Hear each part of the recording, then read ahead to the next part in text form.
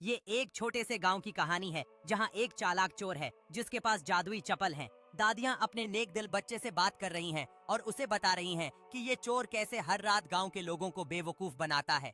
चोर की चप्पलें अपनी चालाकी के बास मशहूर थीं और लोग हैरान थे कि वो कैसे हर बार बगैर किसी को देखे अपना काम कर लेता है। एक रात गाँव के बहादुर नौजवान ने फैसला किया कि वो उस चोर का सामना करेगा।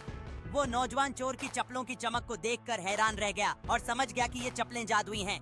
उसने सोचा कि अगर वो चोर को पकड़ ले तो शायद गांव के लोग फिर से सुकून से रह सकेंगे।